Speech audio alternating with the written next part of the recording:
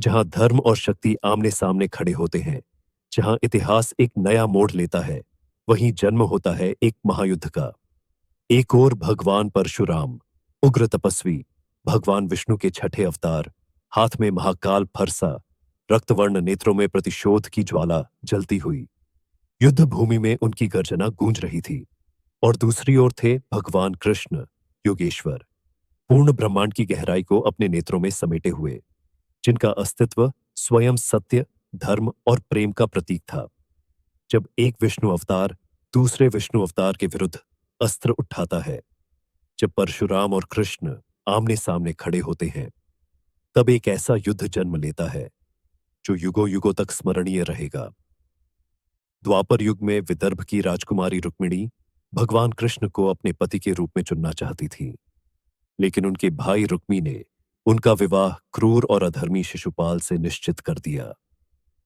जब कृष्ण ने रुक्मिणी का हरण कर लिया और रुक्मी को पराजित किया, तब इस घटना से भगवान परशुराम क्रोधित हो उठे। वो कृष्ण के सम्मुख आकर बोले, हे कृष्ण, तुमने युद्ध नीति के विरुद्ध जाकर एक स्त्री को उठा लिया और एक निर्बल राजा पर आक्रमण किया। यह अधर्म है और मैं, परशुराम, तुम्हें इसका दंड दूंगा। कृष्ण ने शांत स्वर में उत्तर दिया, हे महर्षि, मैं आपका सम्मान करता हूं, किंतु इस युग में नया धर्म स्थापित होगा। अब शक्ति का प्रयोग संहार के लिए नहीं, न्याय और प्रेम के लिए होगा। यदि युद्ध ही एकमात्र मार्ग है, तो आइए देखते हैं कि वास्तव में कौन अधिक शक्तिशाली है। दो महाशक्तिशाली योद्धा युद्ध भूमि में आमने सामने आ गए। देवताओं सहित पूरा संसार इस महायुद्ध को देखने के लिए उत्सुक था। परशुराम ने अपने दिव्य परशु भरसा से आक्रमण किया, जिसने कभी समस्त अधर्मी क्षत्रियों का संहार किया था। लेकिन कृष्ण ने अपने सुदर्शन चक्र को धारण किया, और जैसे ही परशु आगे बढ़ा, सुदर्शन चक्र के प्रभाव से वह आकाश में ही रुक गया। यह देखकर परशुराम ने अपने अग्न्यास्त्र और वज्रास्त्र का संधान किया, जो पर्वतों को भी भस्म कर सकते थे।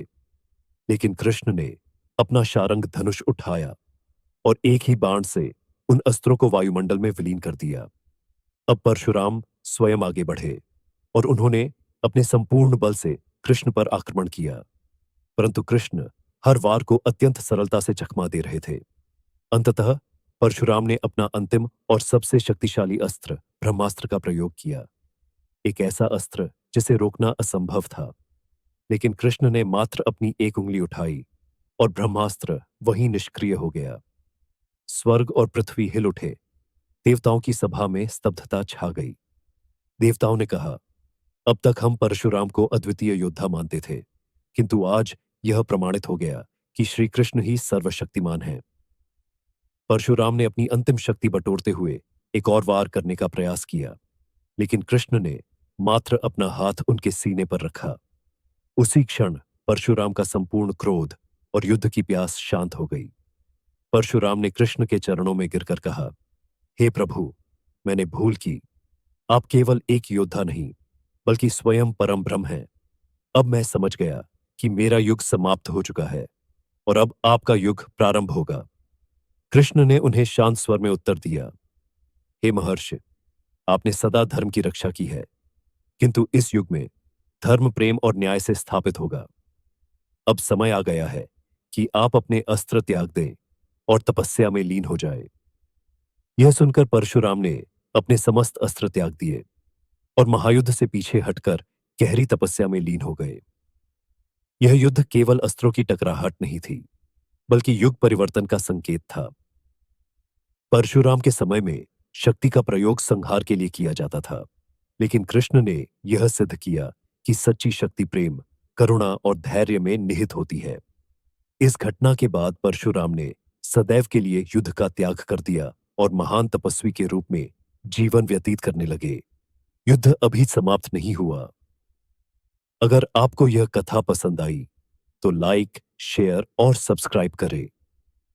हमारे चैनल से जुड़े रहे, क्योंकि अभी युद्ध बाकी है। जय श्री कृष्ण।